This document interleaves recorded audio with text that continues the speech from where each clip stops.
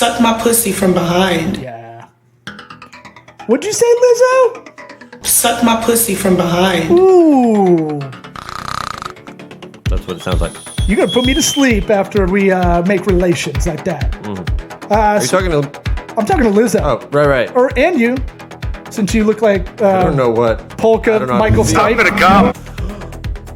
You look like the unicycle coach Thank you. in your rebrand effort. Thank you. Anybody watching on video, Eric's rocking our girthy RI tank top that his fiance made into a midriff that he's wearing. It's on sweatequitypod.com/store. We're throwing up designs on there. Give me money. Guess what's coming next? Fanny packs. What? Yes. We're number one. We're the number one comedy business podcast in the world. Pragmatic entrepreneurial advice with real raw dog talk. Listen to us on iTunes, Apple Podcasts, Spotify, anywhere you listen to podcasts. We're on it. We're on it, baby. 375 episodes. You still don't know what to say to that part. And when we win, I get my gin. And when we lose, what? I got my booze. Okay. This episode sponsored by Squarespace. Squarespace is the all-in-one content management system, drag and drop website builder. You don't need to know code. They just came out with 7.1 version of Squarespace where it is all on, baby. I mean, I'm all up in it and I'm loving it. What does that mean? All? Okay. Oh, I'm all in. I'm in it. And she's asking, hey, can you push deeper? And I'm like, what? I'm as deep as I can go. And I'm like, yeah, babe, I'm in it. I'm going to come. It indexes you on search engines. Did you come in? It's got templates. You got plugins now from third-party operators, programmers. Let's get the party started. If you need the link for Squarespace, it'll be in the description of this episode. Howdy toddy! What about my sweat equity? Sweat equity. Sweat equity. My sweat equity. My sweat equity. Yeah. Sweat equity. What about my sweat equity? Mark. How's it going, man? Good. How are you? Doing fantastic. We're rolling. We just get right into it, man. Now,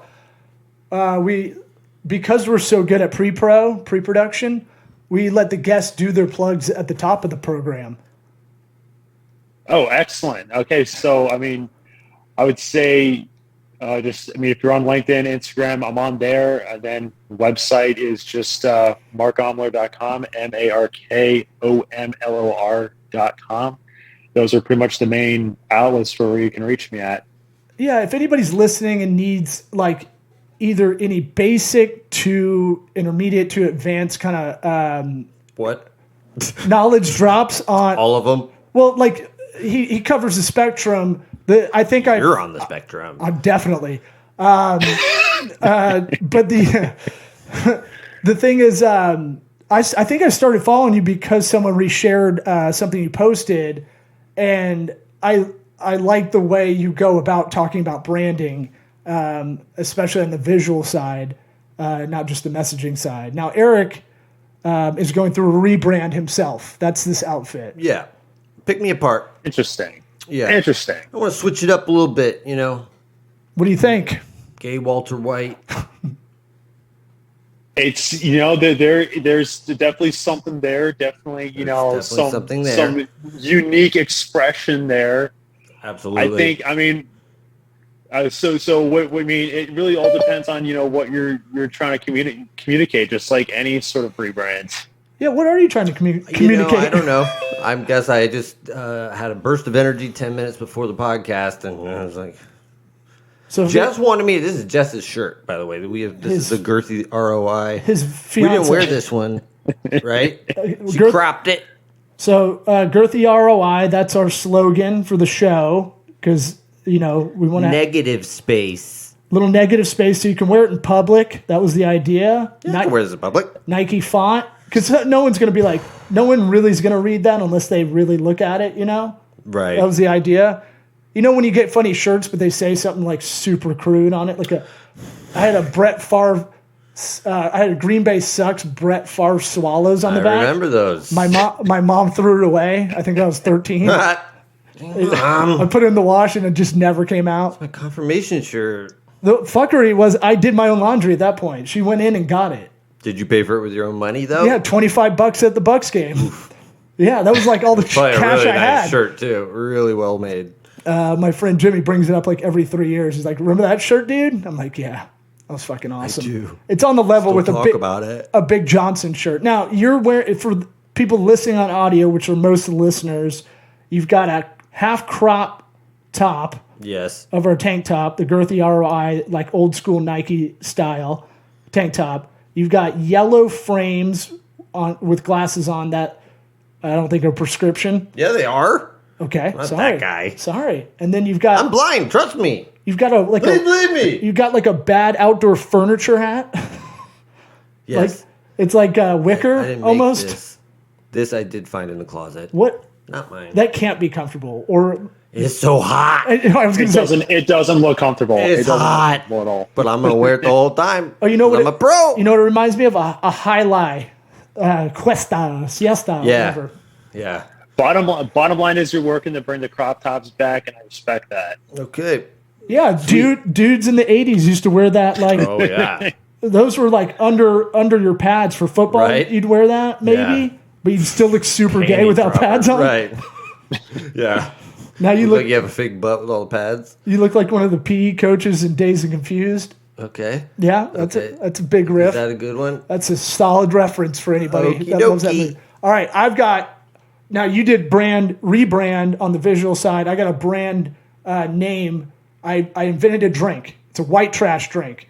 Interesting.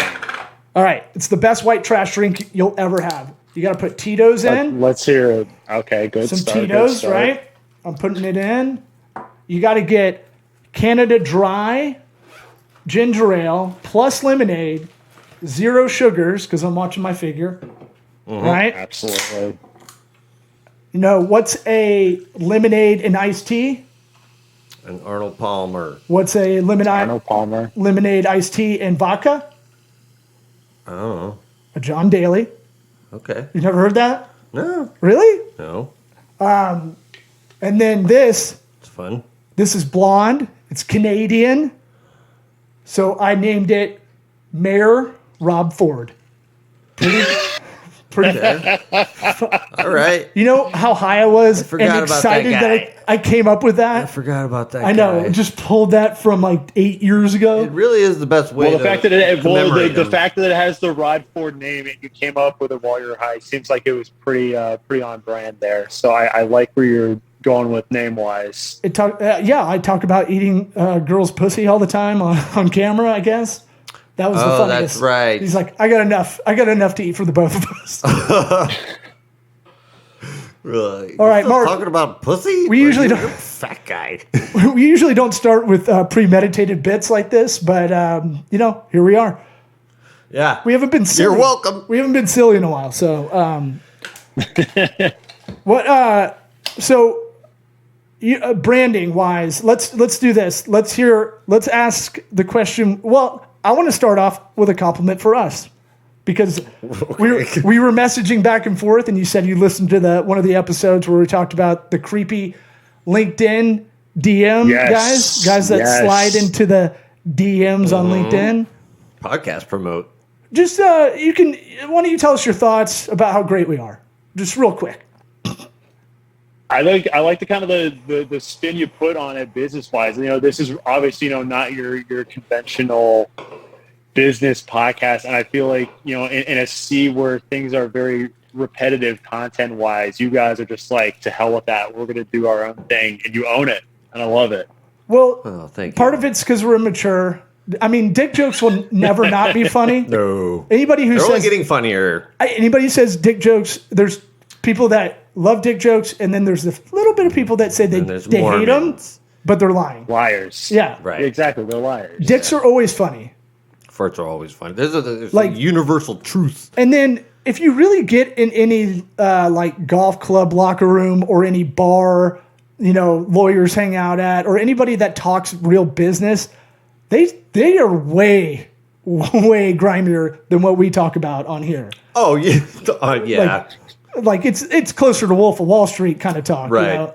Yeah, I've heard a lot of surprising things. Yeah, a lot of Quaaludes, a lot of cocaine, a lot of hooker talk, and you're like, wow, I was just trying to make a dick joke, you know?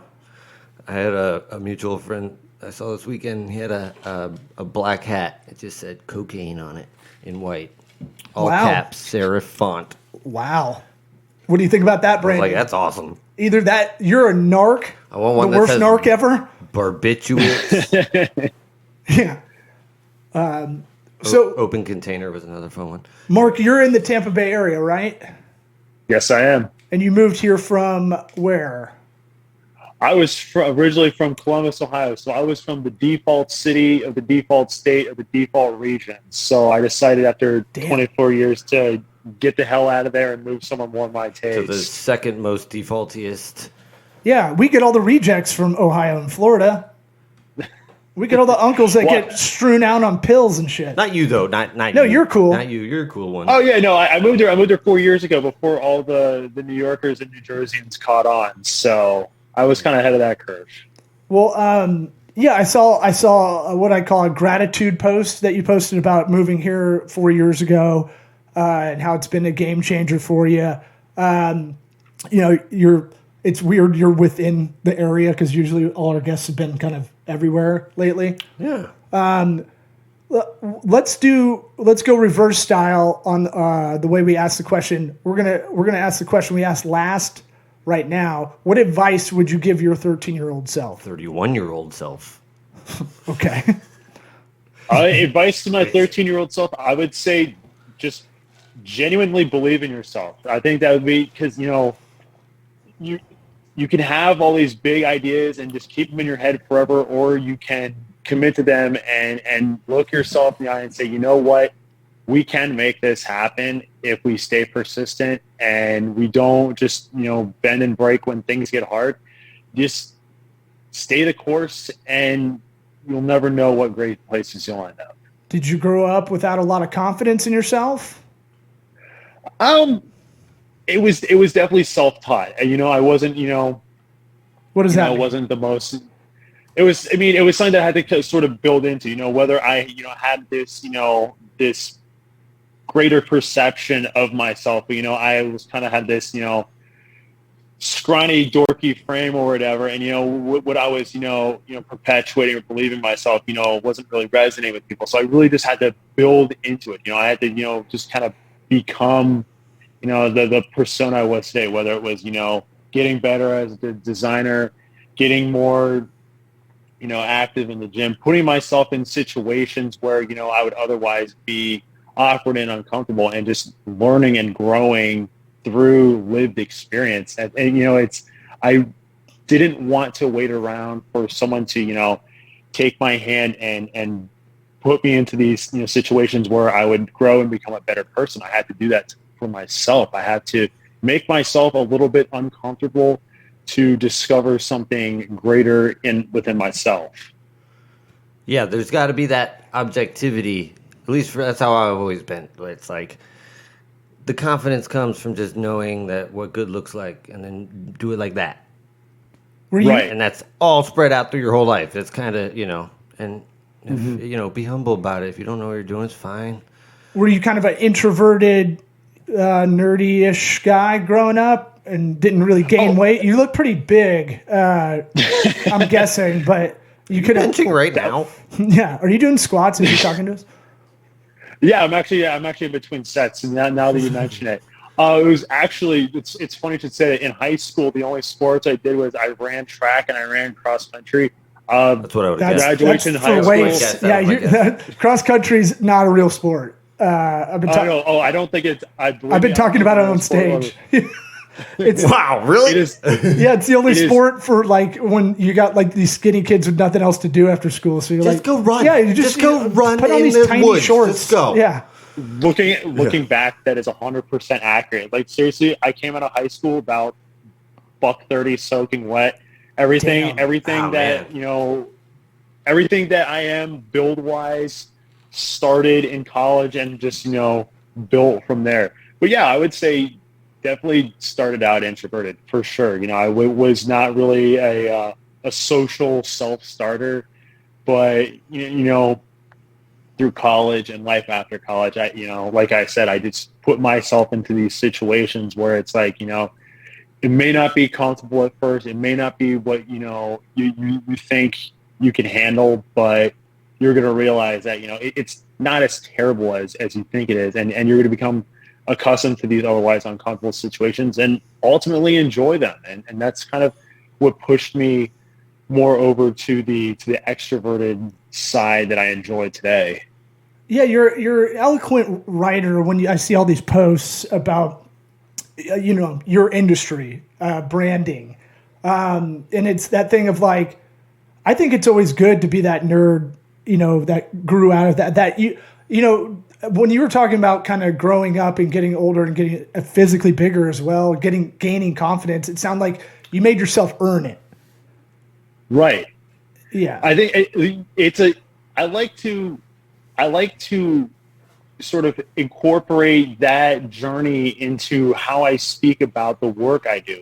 Because for every business that goes through, whether it's a refresh or a rebrand, it's a self-development, self-improvement process. You're looking, you as the owners and operators of the company are looking within and trying to, you're asking yourself, what do we want to be known for, and what do we want to be remembered for, and how do we communicate that visually? And if we're not doing that currently, and if we're not, attracting the people we want to attract, well, guess what? We got work to do. We have changes to make, and the sooner we own up to that, the sooner we can enjoy life as a brand and as a company that communicates exactly what it wants to communicate with clarity and with confidence. Yeah.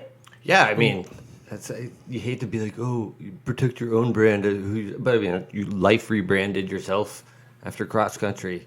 I mean, by the way, hold on real quick. Cross country, whoever invented that, there's something shady going on there. Like some parent that didn't want to watch their kid or something. It's like, yeah, what can they do after school? It's like micro days. Cross country is just micro dosing marathons. It's a gateway. Right. It's a gateway drug. Look out, parents. And then marathons are too long. It's brutal. They could talk while jogging, which I've never been able to do in my life because you're like friends with the people you're competing with. Like, but they could just have carry a conversation, just jog a light 5 miles, and I'm like, that would fucking kill me. I wouldn't be able to talk. I'd be like, well, they're done in like 18 minutes. Yeah, I know. That's the weird thing. You're like, what? You're done? And 3 miles, huh? The teams I had at my all Catholic high school, all boys high school, was like they were playing grab ass and stuff, and like, oh, I bet they were. Like, well, the priests weren't out there, but it was one of those things. Like, it's just like this is even. You guys are always good. They might as well be away from something. That's for sure. They might as well be skipping on lily pads. Like they're not really doing much. This is when it's so easy for them to run. It was just like, I want to see you red in the face. I know. About to puke every time. I want to see you piss down your leg. Off. Yeah. Now your post, it's reminiscent of kind of how we talk on the show, a little tongue in cheek, a little like this is how it is, in a little bit of like infotainment. Like you're trying to educate people about branding, and you've been the one thing you've got over us is you consistently put it out there. In that kind of form on social media, but and I think that's part of your brand, right? A lot. Here's the thing. I kind of grafted a personality around you from your posts. Oh, here we go. Is you're not flaky like other branding and design people. Oh, absolutely. Because I mean, I don't hide behind I don't have an agency name or any other pseudonym. It's all me. It's me. It's my reputation that I'm putting out there, and I want to embrace life as more of a more public figure. I want to have that reputation of being this pragmatic designer who speaks in that infotainment style, and I want to have that recognition. And so if I were to be sort of flaky or sort of, be inconsistent, that only speak poorly to me. And as someone who's trying to build an audience and build momentum with my business, the only sensible option is to show up every day in some capacity or another and continue to put my knowledge out there. Yeah, I think the knowledge gap, for just really anything that leans towards digital. I know branding is online and offline, but I think the knowledge gap between kind of low tech people and where we're at right now, it's a huge gap that you're always going to have to be educating to, or you're going to it's going to be harder and harder when you bring on someone. There will be robots to educate them. Yeah. Or do it for them. I mean, shit, that Jasper AI shit. I feel like it's going to just, eventually they're all going to hold out long enough and it's going to do it for them. And they're like, see? Dude, didn't need to learn it. Told you. Jasper AI is writing our book for us. Good. Finally, Jasper, lazy asshole, that wrote that book. That thing writes content pretty goddamn well. I know. But what my thing with why do you think branding is so undervalued? Now, your pricing on your site, I think I saw for an hour of consulting, it's $250 an hour, which if anybody's listening out there that needs this help but can't afford it, you should just coach them up on how to manage like someone on 99 Designs or Fiverr, or manage expectations of getting the rebrand done on the cheap. If I could pitch that lower tier people that can't afford your package services that I think start at like $3,000. Pull that up. But why do you think it's so undervalued? I feel like I always talk about marketing, and you might get in the marketing bucket for a lot of people. Marketing on the P&L on your income statement, it's the first thing to get cut. It's the first department to get cut. And I always say it's a percentage in that income statement, in that P&L. It's not a flat line. It's not a budget cut. When things get tough, you really need that marketing department. Right. Just dealing with it today. Oh, yeah? Yeah. You want to talk about Nope. it? Okay. Can't do Really it yet. do that. I'm Gag just order. saying, I'm like, God. Well, you'll say it months later from now. No, don't say Well, that. I would say the biggest thing, like what you were talking about, when times are tough and you feel tempted to make those cuts marketing wise, is when you need it the most. It's like you need to not compromise on any opportunity to keep your message out there and keep your presence out there. And one thing that helps tie the marketing efforts together is the branding efforts, is because when you have that message that's presented consistently and displayed, visually in a consistent manner, that's what helps you to continue to resonate, whether, business is going great or business is going bad. It shows to your audience that, we don't crack under pressure. We don't kind of wilt under hard times. And people want that. That's a leadership aspect. When you say, showing our customers and our clients or our shareholders that we're going to be resilient through tough times and continue to put our message out no matter what, that's what people admire. Like, no matter what sort of, personality your brand embodies, if you're willing to continue to keep putting your message out there, unwavering, unfazed by whatever's going on, there's a respect there. And when there's that respect and admiration, people are going to be more drawn to your message and more drawn to your brand, and ultimately will want to do business with you. People don't, where's the respect in a brand where the second times get hard, they're like, oh, that's it, I give up. We're going to slash our marketing budget. We're going to make sure fewer people hear about us and few people remember us, and somehow that's going to improve our business. Right. They just don't want to work at it. There's no congruence there. There's no congruence there, and it's scarcity logic. They think it's scarcity when times get tough. They think this stuff's fluff, right? Right. Well, I could understand a hardcore re-examining of the marketing strategies and campaigns. Sure.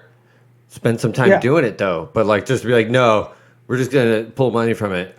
Good luck. And Mark's one of the few really good designers that also talks about the messaging side, which I actually feel is more important than any visual.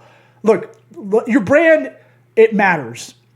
Is it everything? Can you get away with being successful with a bad brand? Sure. Could you spend time and effort If it's like really old to figure out and they who didn't know you better are? and they're a 100-year-old company and Right. it's worth $1 billion, it's like, yeah, they're classic brand. We used to say, like, Yeah, I guess. you gotta, for most small businesses, startups, you're doing the side hustle. I always tell everybody, we used to say this a lot in the office, was like, you need to go do shrooms and go camping. Go do shrooms. Who are you? What do you do? Why are you better? What are you providing with value? Those kind of Where things. am I? You know, How did I get here? why are the walls melting? They're making kaleidoscope colors. But really, like when you start out, for a lot of people, and we kind of speak to a lot of those side hustle or people that want to start their own business to our audience, really, is like you are the brand. Now, you need to separate yourself and make it scalable, and you need to just have some basics. Have a logo that doesn't look like fucking Windows 95. Right. Like, you don't need a shield. It needs to be flat. So many shields. Well, What if I take the letters and put a shield behind it? the metaphor I always have, though, it is your logo is your shield. Mark talks about it being your flag, and you're talking about it more in a legacy kind of way. I think about it more of like, this represents you outside of you. You know, I'm wearing a TB Tampa Bay Rays hat. I would never get the Devil Ray hat because Why not? now it's cool because it's retro and the Yeah, the you fits. flip-flopped real quick The there. fits You look thought cool. I thought no, it was no. cool. But And now you want the Devil Ray hat. classic I want to see it. baseball logos. Copying me, we bro. needed to fit in. We needed to fit in to the rest of the league. We look like jabronis with the Diamondbacks. Yeah. I remember that new Ray. I was like, what? Where's the rest of it? Once we got the TB that's simple, very minimalistic, baseball Yeah. style, I was all in. I'll buy every color hat I can.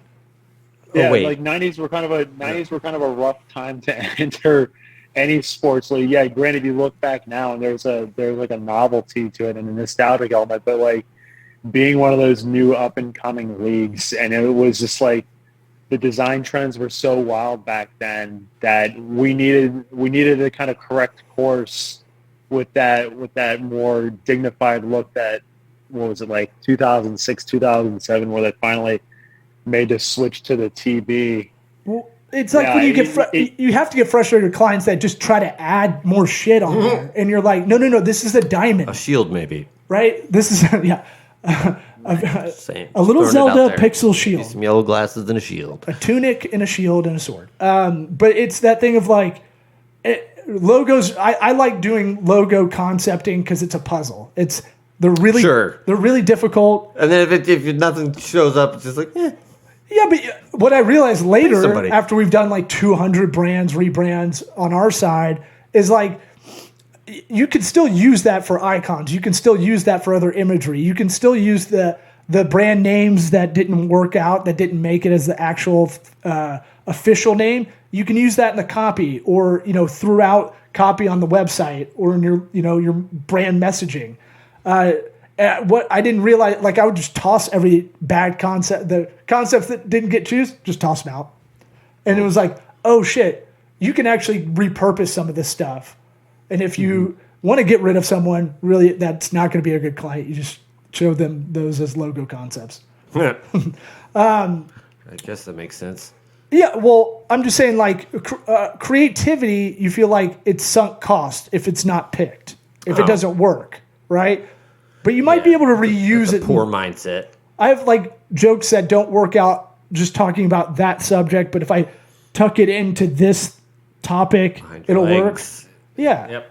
Like it's a girl shaving, joke. like shaving my pubes over the toilet. I've been doing it. Reverse cowboy my whole life, like AC Slater, and I realized right before the vasectomy, I can just sit on the toilet normally and do it. Yeah. And then it fits right in with the story. Yeah, you're a genius. Yeah, except I went too fast and it was like getting a carpet stuck in a vacuum on my balls. Stuck in a vacuum. Oof, dude. Yeah, I cut myself bad. Is that an Adam Carolla joke? No, that's No, real life. my noggin. That's what happened. Okay. Thanks for remembering. Mark, what do you feel about we had Tomer Hen on recently. He has a a supplement that is called Seize, SIIZ, and it's about optimizing your creativity. How do you get to your creative zone? Like, Smoke weed? Really, it's usually like early in the morning for me. Usually, back in college, naturally it was like, really, late at night, bunch of caffeine system, blah blah. It's like, but I grew out of that, and it kind of like reversed course to the point where it's like Cocaine. first thing in the morning, those first like 4 or so hours in the morning, that's like peak creativity. Get a little bit of caffeine in your system, some music that doesn't that isn't too distracting, and you just go after it. That's kind of the basic overview of how I get into the creative state, and just having clear-cut intentions of what general direction are you to go for. Naturally there's going to be some deviations, sketching here and there, trying to come up with what that final solution is, but just having some light boundaries for yourself and some a little bit of direction, along with that the stimulus aspect, whether it's caffeine, music, whatever. It all plays a part in at least my creative process. What time you wake up? Usually around 6 a.m. I'm part of the 6 a.m. gang. Got up at 4 this morning. Yeah, me too. You got my Wordle and Quordle right away. Oh, you blew my mind with the Octurdle. Yeah, I heard about that. What the hell is your problem? I heard about it on Legion of Skanks. I was like, I got to check this guess out. What's next? Septapentahydrin. What's that? Turtle. They're not even using the word. Yeah. They're just past that. They're just turning them into turtles. Well, I'm going to tie this in. Like design, all design is iterative. Nothing really is new. You're fucking iterative. Bam! Right. I fucking nailed that shit. There's nothing you're really going to create that's 100% unique. Eric's a good designer and a good artist. I see these things as puzzles more in my head. Like it's more kind of mathy. Like logos are like, just keep it minimalistic. Write that down for the next T-shirt. Get it the point across. And the worst thing for a logo or a brand is to be confusing. Yeah, absolutely. Yeah, no, you need it.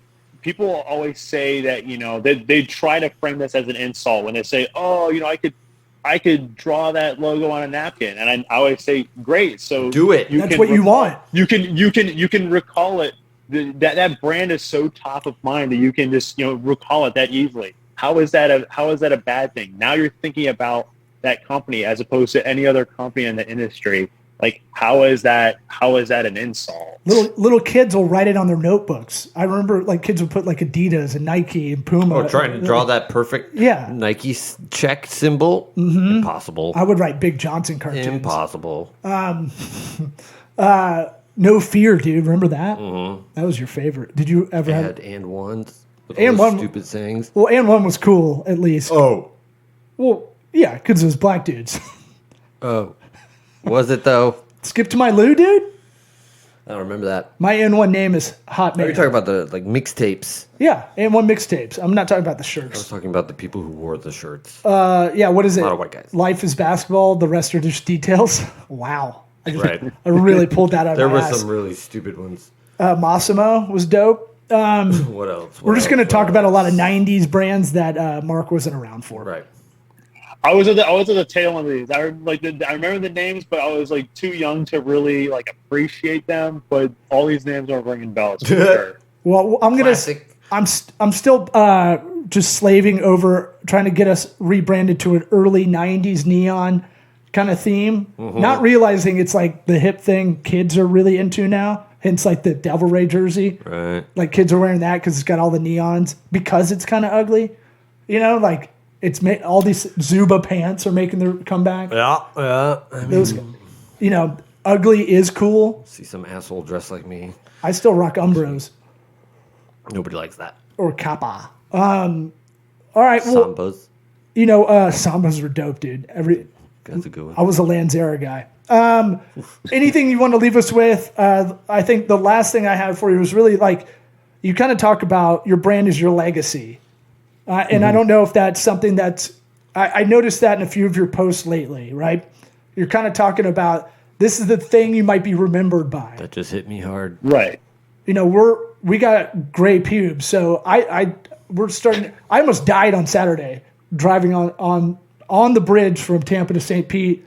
That tire popped. Did I send you? I see the picture. Oh, that was on the bridge? On the top of the Holy bridge, shit, dude. I'm in the left lane. Fast lane.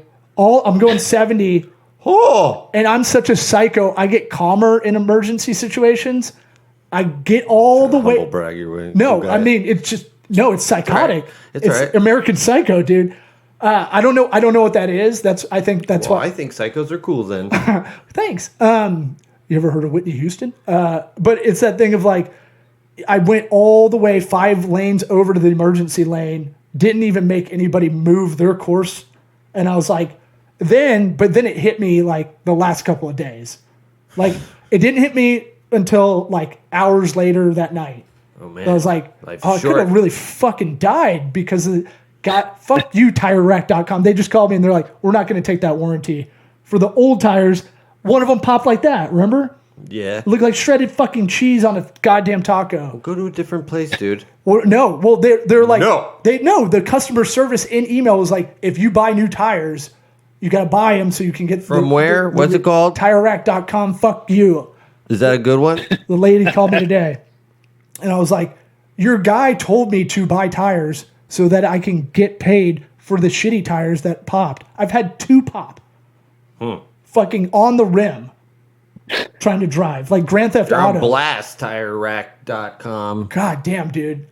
I'll show you the tire, dude. It's in my car still. I have to keep it. Anyway, We got time. I'm going to record. They're going to call me back tomorrow. I'm going to record it because I was Tell like, them right now. Just do it right now. no. At the end. I'm dumbfounded. Yeah, that's good. This is good. She was like, tell us more. She's like, yeah, well, the tread isn't really as low as it's supposed to be. It's Did you supposed get to her be. name? No, she's going to call back today or tomorrow. Call it right now. No, I'm going to record tomorrow.